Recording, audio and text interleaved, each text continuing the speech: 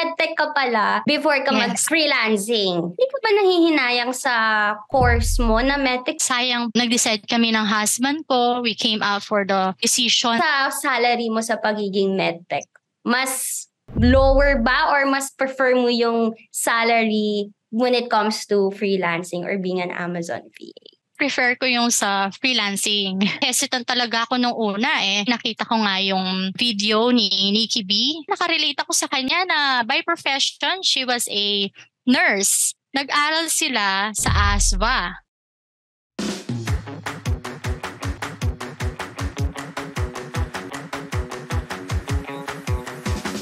Hi, Ninya, and thank you for having me here. Hello, everyone, and to all aspiring Amazon VA who are watching us right now.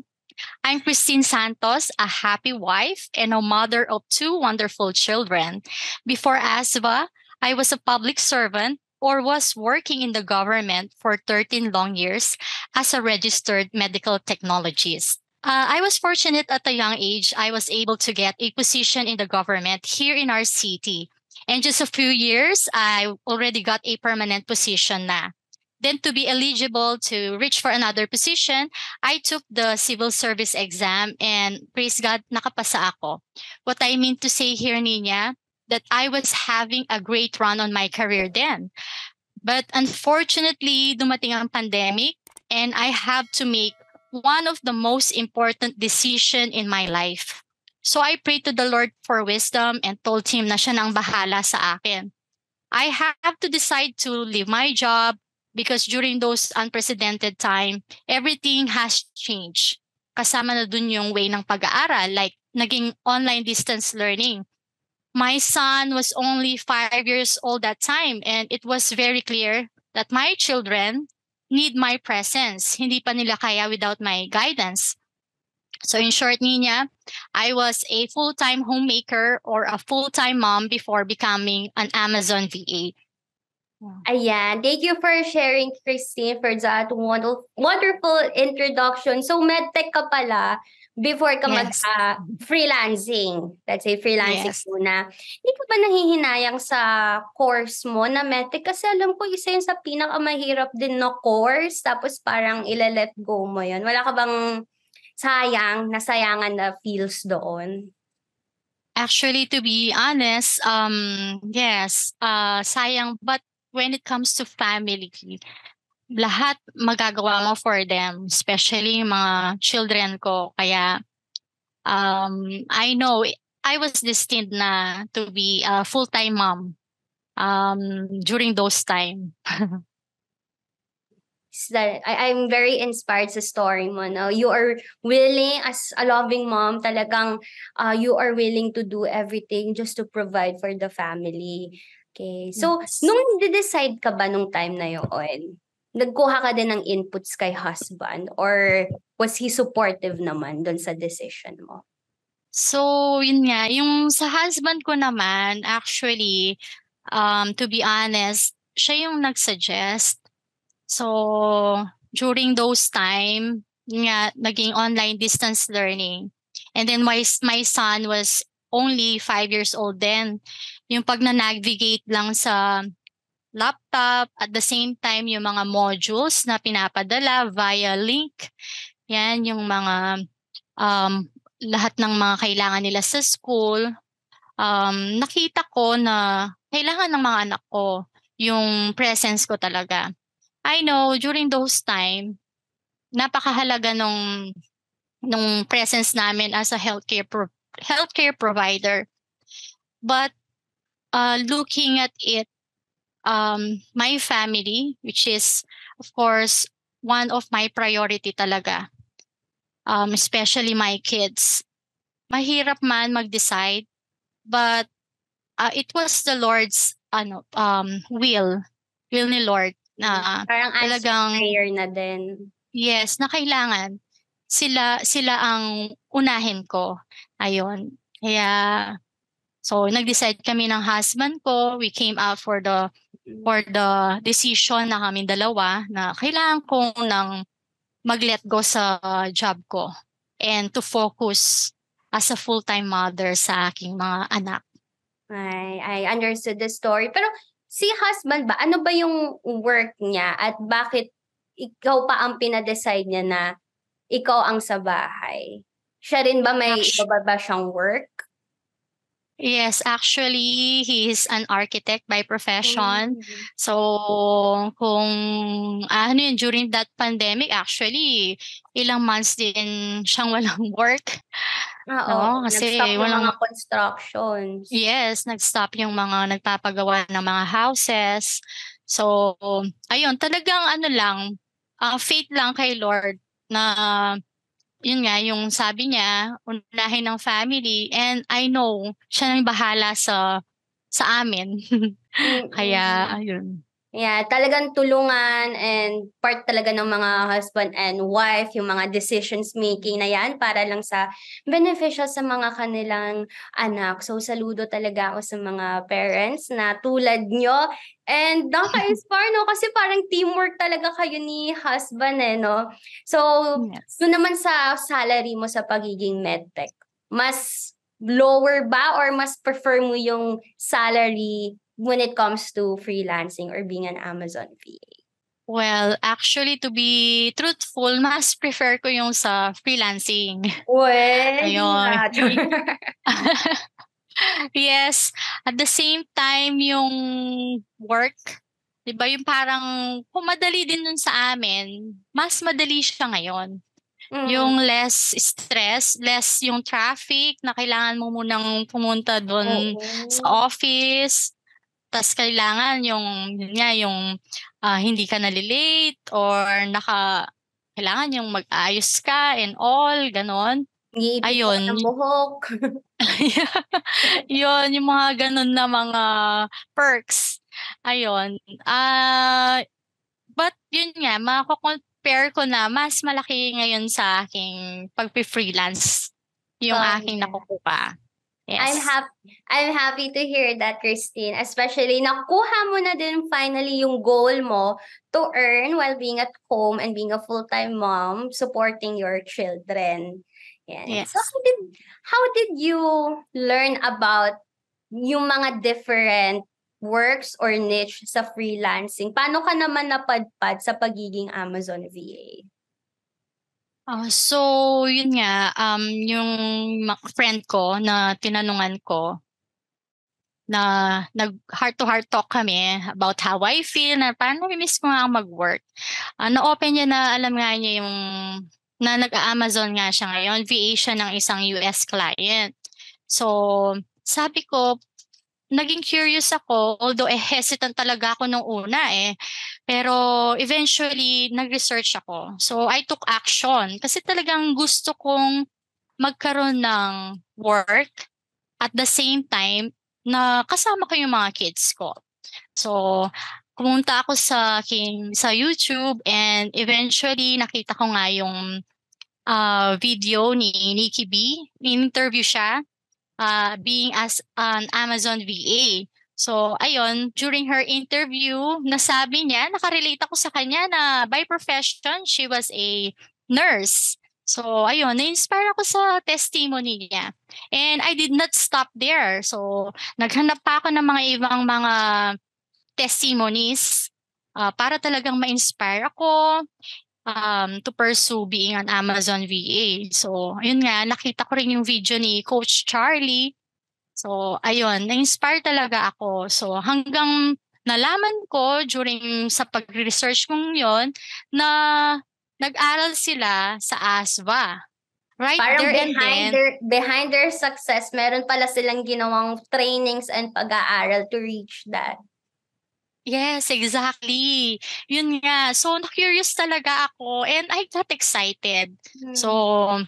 kahit hindi ko kilala si Nikki B noon, I immediately searched her sa Facebook and she was so gracious and took time to answer all my queries. Sinend pa niya yung link ng ASVA Mm. and right there and then, I immediately enrolled as an Amazon Advanced student. Then, I eventually leveled up to elite student, batch 18 of Coach Charlie. Ayan. Yay! Sunod-sunod na yung naging success nung pag-journey mo sa ASVA. Pero bakit gano'n? Nag-hold back ka pa sa pagiging advanced student bago ka pa maging elite student? So, ang nangyari nun, binabalance ko kasi kung kaya ko na dahil hindi talaga ako actually sanay sa house, yung akin lahat yung parang all around and then yung mga I take care of the kids, yung school nila, inaayos ko. So, hindi ako nakapag-focus masyado.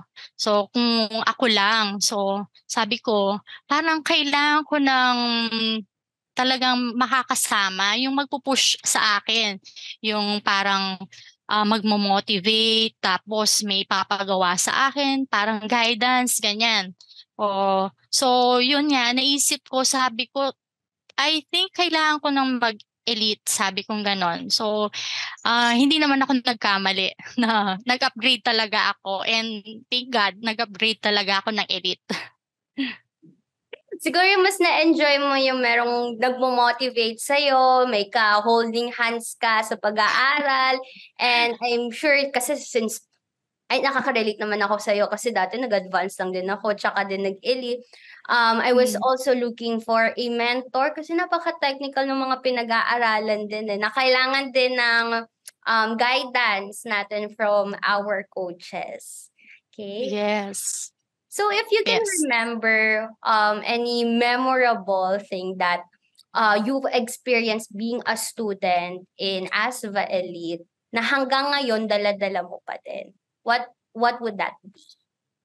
Actually, memorable ko talaga is pagiging advance.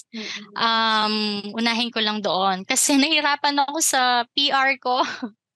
Yung paghahanap ko ng yung product, yung winning product. So, almost ilang try ako talagang bumabalik na hindi siya winning product. So, yun nga, naging memorable din naman sa akin yung elite. Bakit? Dahil sa isang lang, sa ilang days lang, nakuha ko naman yung winning product ko. Kaya, Congratulations sa nakuha ka ng oo, winning product. nung una, hindi. And then eventually, nung nag-elite, nakuha ko na. Kaya iba talaga yung may mentor. Iba talaga.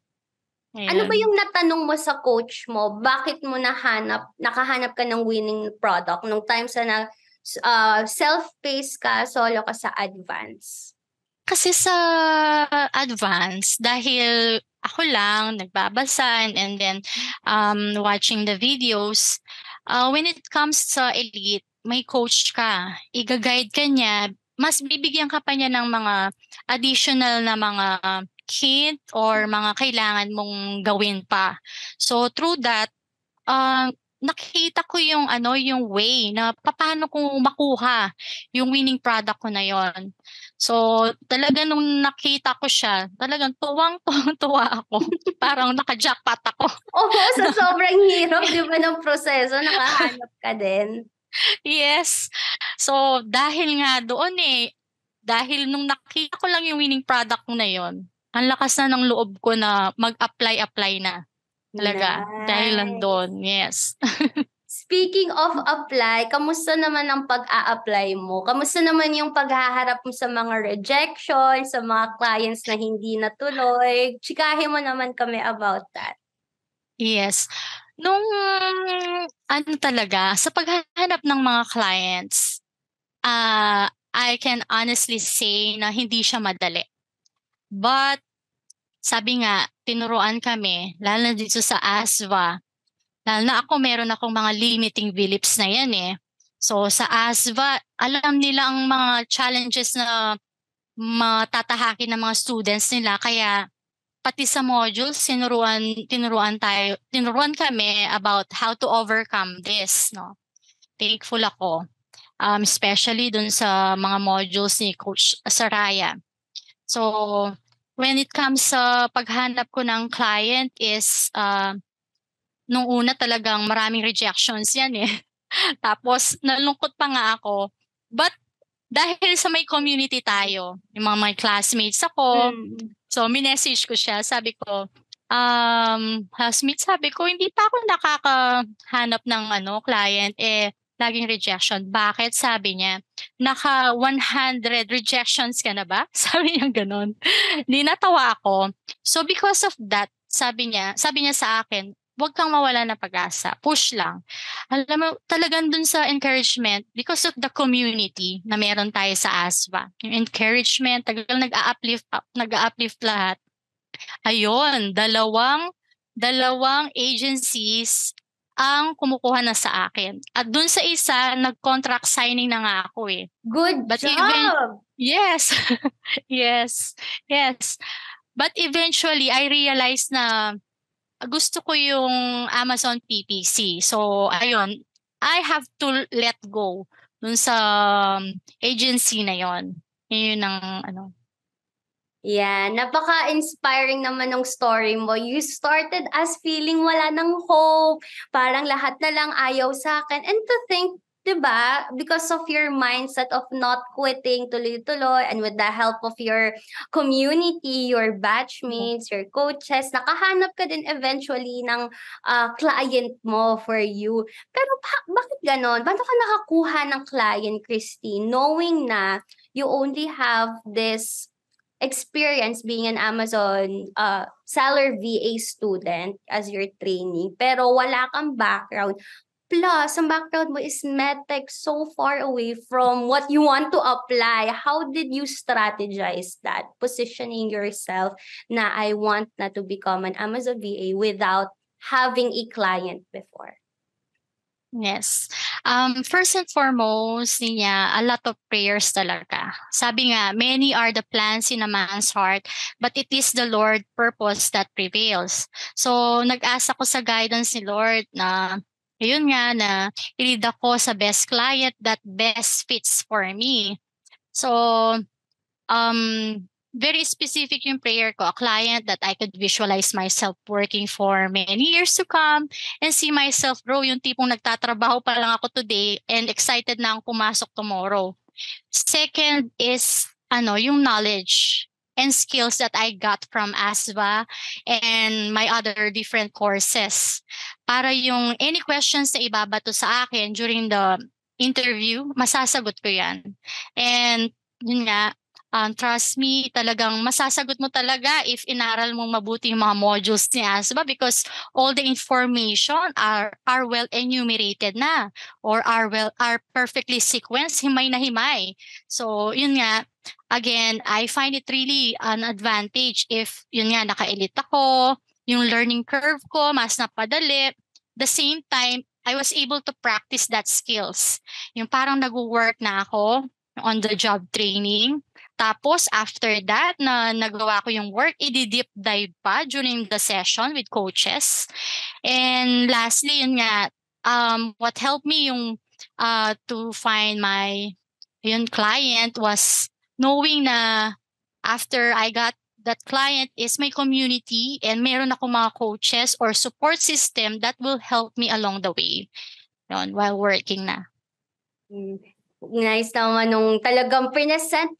I can tell na talagang binenta mo yung sarili mo sa client, all the resources that you have, your modules, community, yung trainings mo. Kung meron man silang technical na tatanungin sa'yo, may handa kang sagot kasi naka-prepared ka na, di ba? Meron kang access from A to Z, how to be an Amazon seller VA. So, ayan guys ha, sa mga nanonood right now na walang experience, I hope that you took notes sa mga sinabi ni Christine.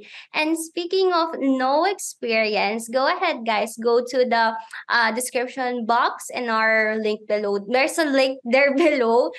Just type in your name and email address and we will send you your free ebook para magkaroon kayo ng jumpstart what it's like to be a common Amazon VA, just like me and Christine. So, mabalik tayo sa'yo, Christine. So, again, congratulations. Because of the strategy sa lahat namang ginawa mo, nagkaroon ka rin finally ng client mo.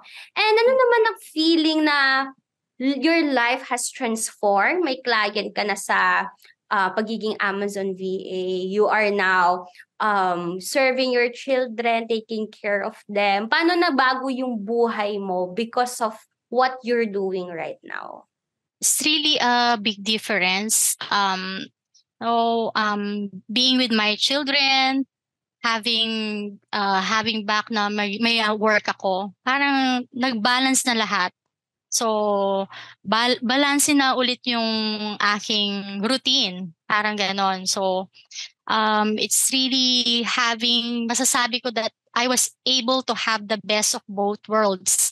I was just dreaming about it. I was just hoping about it. And through ASWA, ayon, I was able to get no yung dream kong yon.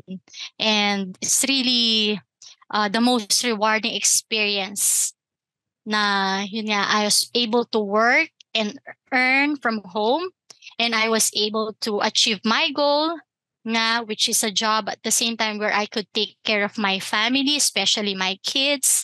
Yung parang feeling mo na nasa abroad ka because I'm working with international colleagues. Pero True. bonus na nasa Pilipinas ako.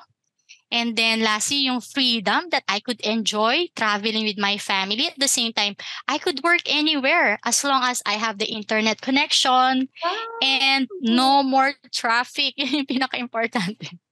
No Yes. more traffic, true. And no more, di ba, magta-travel pa or mag-aayos pa ng sarili just to serve yung mga patients, or kung pupunta ka sa hospital, di ba, you have to look a certain way, your uniform. But yung work mo na, kahit nakapajama ka or mag-multitask ka, magluto ng breakfast for the kids or for kay husband, naggagawa mo. And bonus pa na Yes. nakakabakasyon ka. Yes, exactly.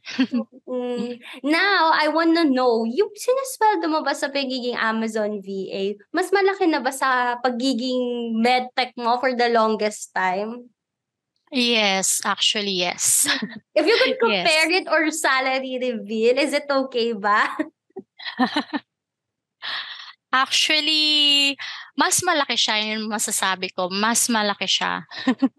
Okay, so mga Ayun. medtech dyan, sinasabi ni Christine is mas malaki pa compare sa salary niya pagiging medtech. So kung may alam kayo, i-type nyo sa comment section below. Yes. At the same time, yung work ng isang Amazon PPC specialist, kung alam mo na yung niya, yung lahat ng pasikot-sikot, it is really very magaan lang. Yun yung Gaan lang. masasabi ko. And parang Yes. talaga, no? Magaan, If wala kang napakagaan. background, you have to be a sponge, di ba? Restart everything. Lahat ng alam mo, tanggalin mo. Tapos, Yes. absorb all the new learnings. Yes, yes. Thank you so much, Christine, for sharing your presence, your light in this YouTube interview. I really enjoyed talking to you. And of course, I also like your eyeshadow. Talagang pinagtandaan. So maybe before I let you go, pahingi naman ng inspirational message, lalo na sa mga message mo sa mga gusto mag-transition sa isang career na napakalayo sa original career nila, and sa moms na mga stay-at-home na gustong mag-earn from home. Anong mensahe mo sa kanila? Yes, my ultimate advice sa mga aspiring Amazon VAs, first is don't be afraid in investing for yourself on knowledge and skills dahil hindi yan sayang. Because if sineryoso mo talaga, you will definitely acquire the skill that no one else can take that away from you. And second is believe in yourself, and with God's help, that you can achieve your dreams or goal. It doesn't matter how slowly you go, as long as you don't stop. Because sabi nga nila, a true winner is not the one who never fails, but is the one who never quits. And lastly, once you achieve that goal, it doesn't hurt if we share the knowledge or strategies that we have acquired along our way to the new sets of aspiring Amazon VA. Nice. Yeah. Thank you so much, Christine, for that inspirational message.